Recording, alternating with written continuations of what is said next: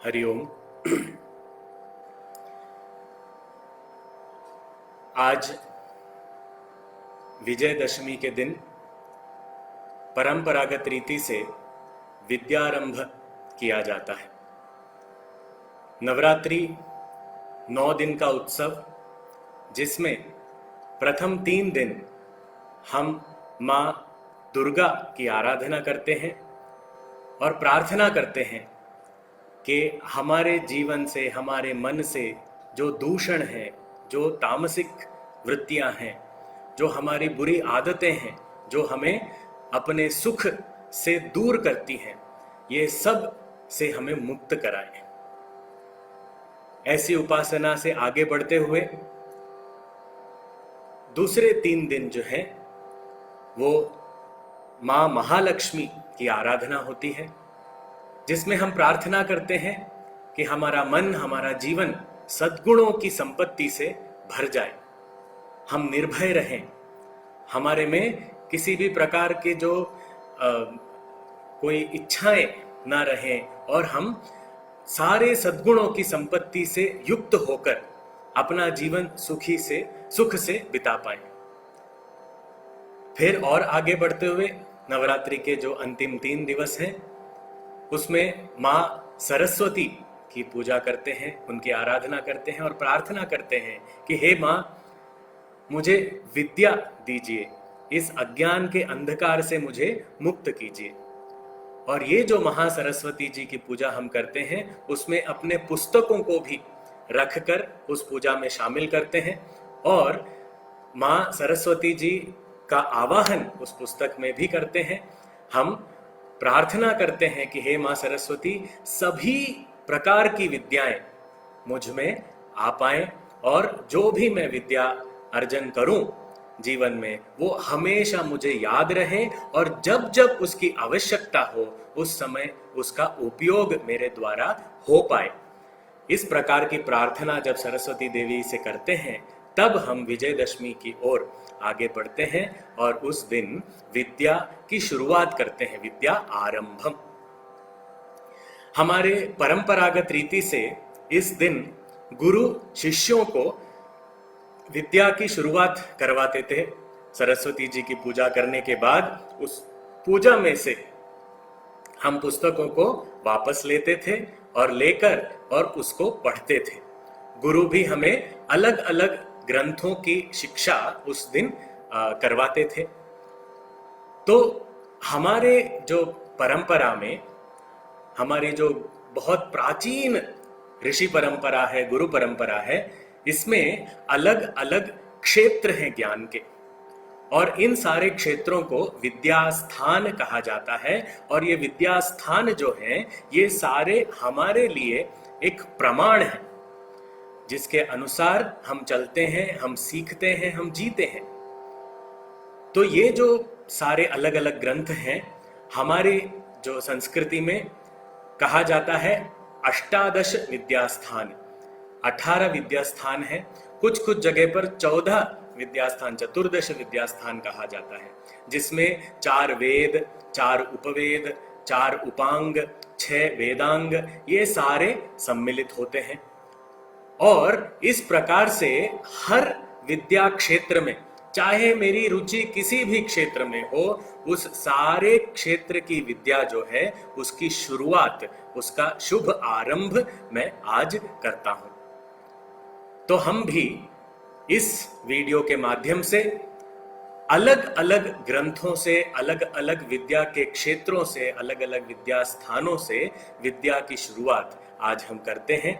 एक एक मंत्र, एक एक श्लोक, एक एक सूत्र का पठन हम करेंगे और इससे परंपरागत रीति से हम अपने वैदिक परंपरा के साथ जुड़ेंगे, अपनी गुरु परंपरा, ऋषि परंपरा के साथ जुड़ेंगे। हृदय में कृतज्ञता के साथ हम उनसे प्रार्थना करेंगे कि हम में ये विद्या का सूर्योदय हो सके और हम अपना जीवन ज्ञानमय बना सके। किसी भी क्षेत्र में, केवल जो शास्त्र के ज्ञान की ही बात नहीं है, इवन भौतिक विज्ञान हो या आध्यात्मिक ज्ञान हो, सभी प्रकार के ज्ञान में हम आगे बढ़ सकें। इस प्रार्थना के साथ हम इस विद्यारंभ की शुरुआत करते हैं।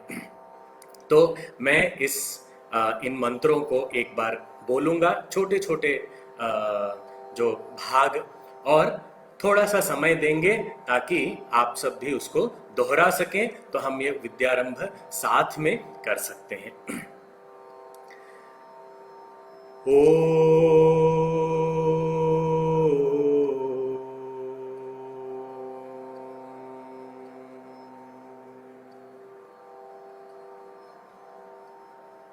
ॐ सरस्वती नमस्तुभ्यं वरदे कामरूपिणि विद्यारंभं करिष्यामि सिद्धिर्भवतु मे सदा।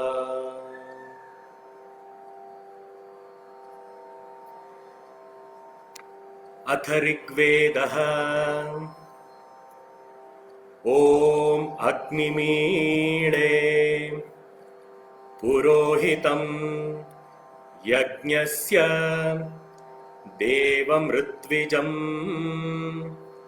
होतारं रत्नधातमम्। अथ ऋग्वेद ऐतरीय उपनिषद। ॐ आत्मा वा इदम् एक एवाग्र आसीत् नान्यत् किंचन मिषत् स ईक्षत लोकान्नुसृजा इति। अथ यजुर्वेदः। ॐ इषेत्वोर्जेत्वा वायवस्थोऽपायवस्थः श्रेष्ठतमाय कर्मणे। अथ यजुर्वेदीय ईशावास्य उपनिषत्। ॐ ईशावास्यमिदगं सर्वम् यत्किंच जगत्यां जगत् तेन त्यक्तेन भुञ्जीथाः मा गृधः कस्य स्विद्धनम्। अथ सामवेदः। ॐ अग्न आयाहि वीतये गृणानो हव्यदातये निहोता सत्सि बर्हिषि। अथ सामवेदीय केनोपनिषत्। ॐ केनेषितं पतति प्रेषितं मनः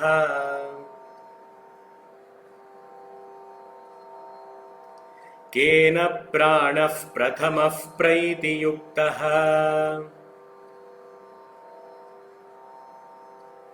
केनेषितां वाचमिमां वदन्ति चक्षुश्रोत्रं कौ देवो युनक्ति।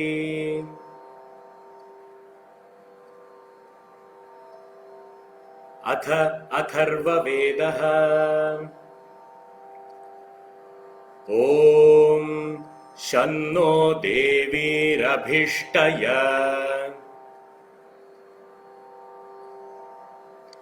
आपो भवन्तु पीतये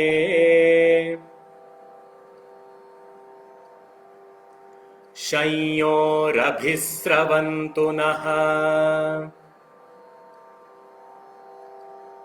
अथ अथर्ववेदीय माण्डूक्य उपनिषत्।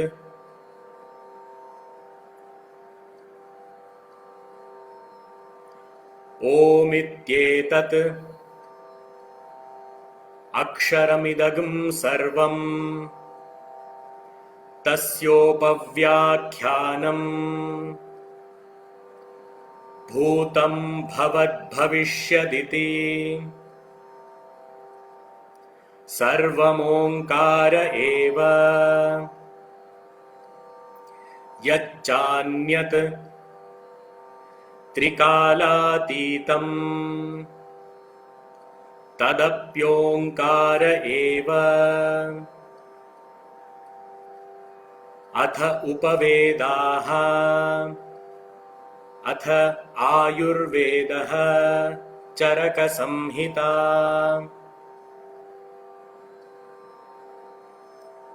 अथातो दीर्घं जीवितीयम् अध्यायम् व्याख्यास्यामः। अथ सुश्रुतसंहिता। अथातो वेदोत्पत्तिम् अध्यायं व्याख्यास्यामः। अथ धनुर्वेदः। ईश्वरोक्तात् धनुर्वेदात् व्यासस्यापि सुभाषितात्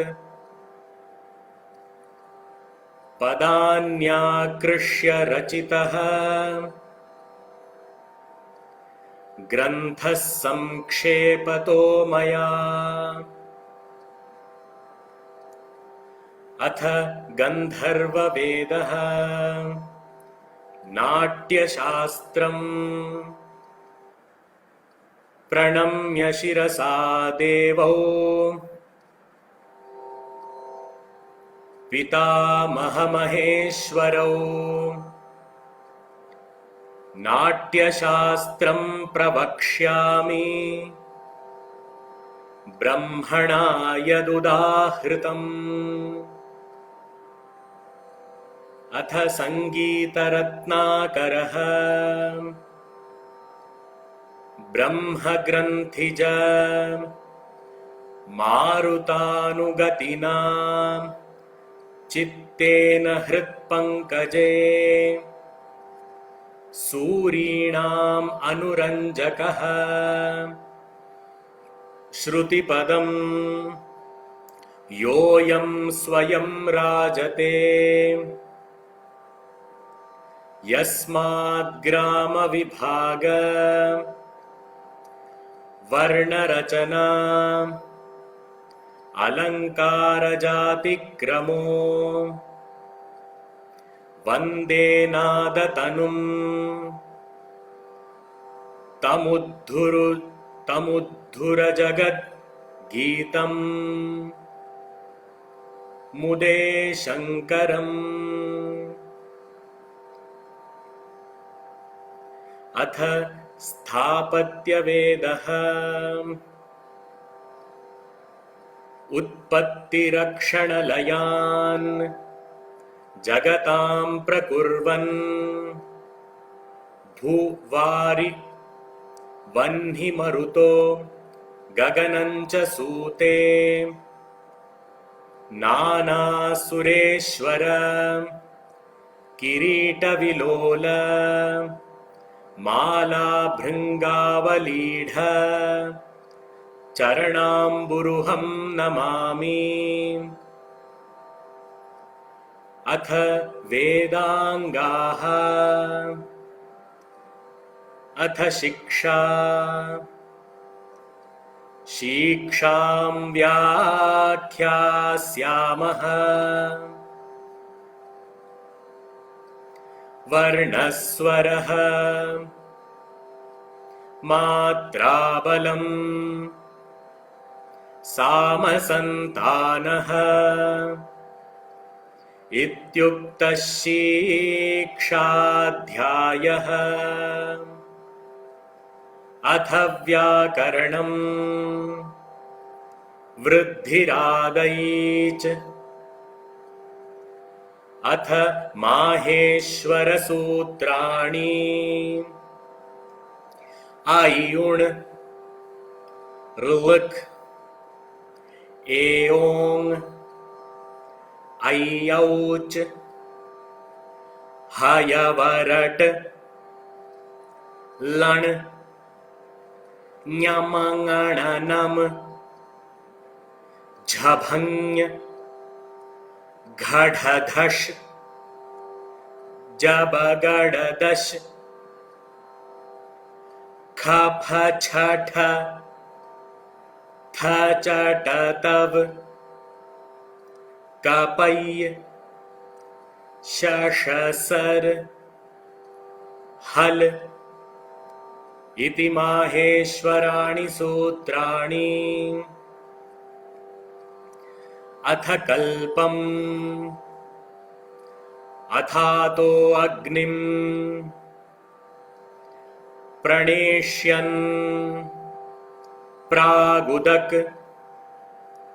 प्रणवम् अभ्युक्ष्य स्थण्डिलम्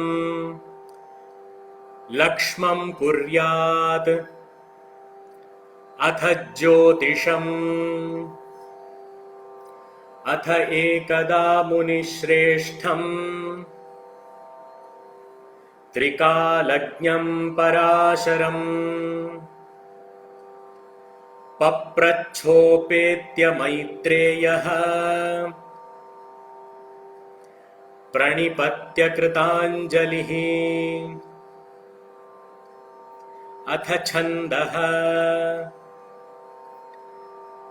नमस्तुङ्गशिरश्चुम्बी चन्द्रचामरचारवे त्रैलोक्यनगरारम्भ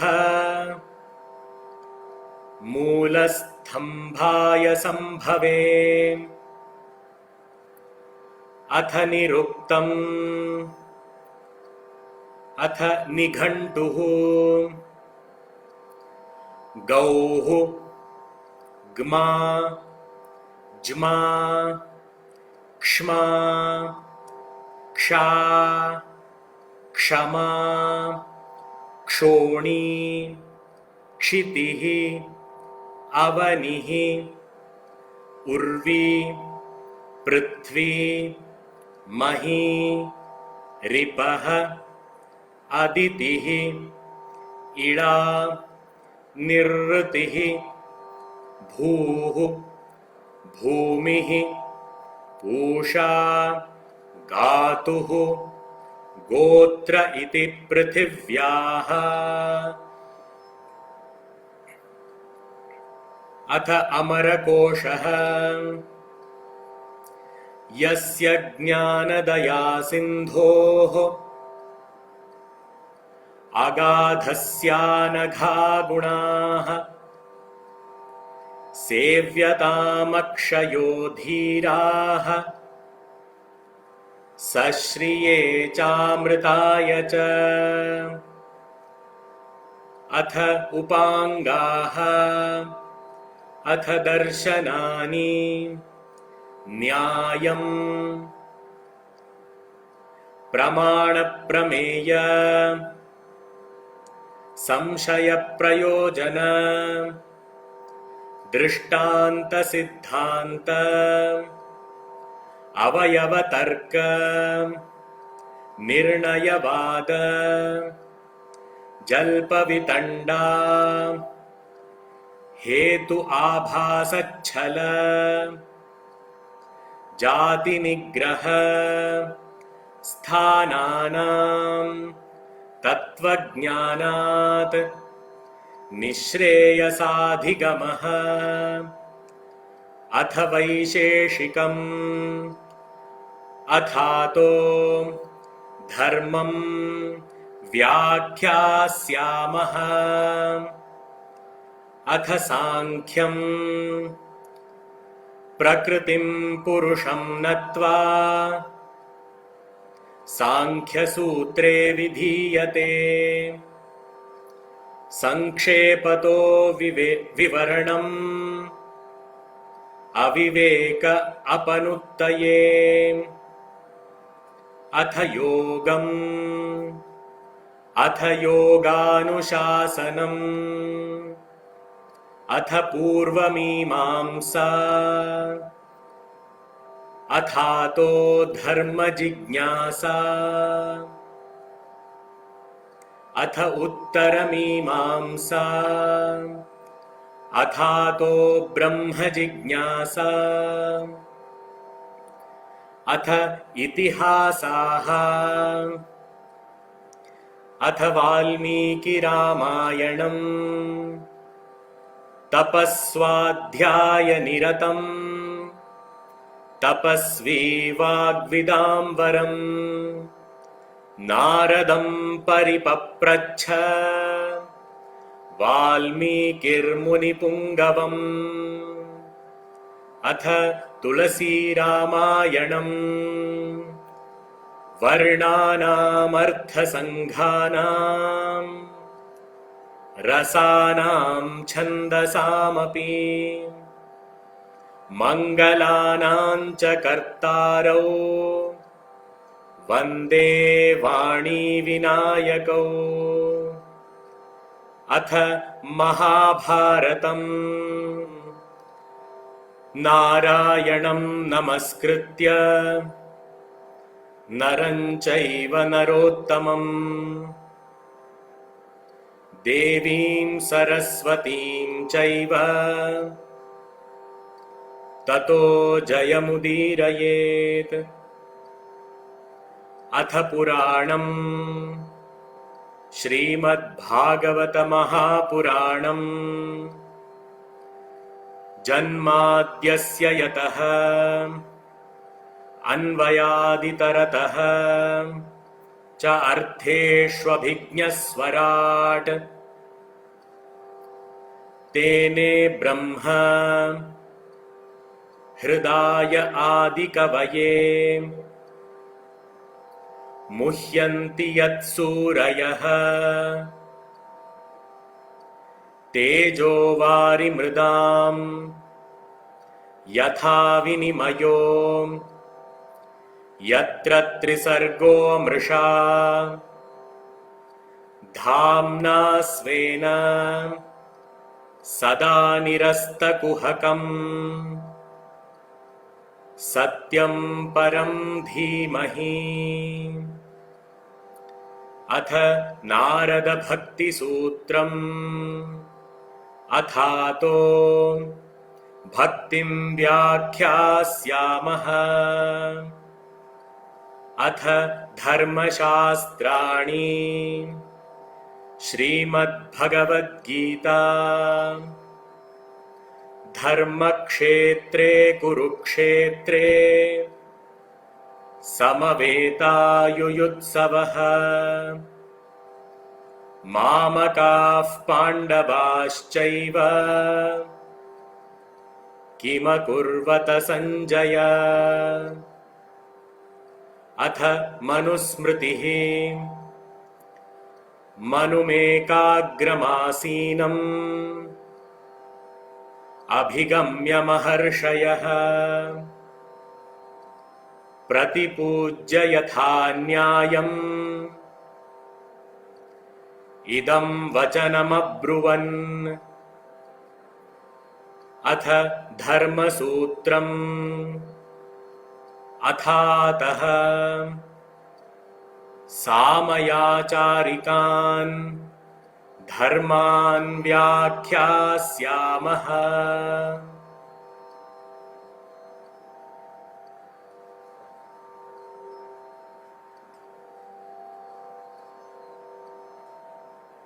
इसके पश्चात हम अपने जिस भी किताब की आराधना हमने की हो, उस पुस्तक में सरस्वती देवी का आवाहन करके पूजा किया हो, उस किताब को कुछ समय पढ़ें और उसके बाद हम ये जो विद्यारंभ की आराधना है उसको भी भगवान के श्री चरणों में अर्पण करके यहाँ समाप्त करते हैं। कायेन वाचा मनसेन्द्रियैर्वा बुद्ध्यात्मना वा प्रकृते स्वभावात् करोमि यद्यत् सकलं परस्मै नारायणायेति समर्पयामि नारायणायेति समर्पयामि। ॐ पूर्णमदः पूर्णमिदं पूर्णात् पूर्णमुदच्यते पूर्णस्य पूर्णमादाय पूर्णमेवावशिष्यते। ॐ शान्तिः शान्तिः शान्तिः। हरिः ॐ श्रीगुरुभ्यो नमः। हरिः ॐ।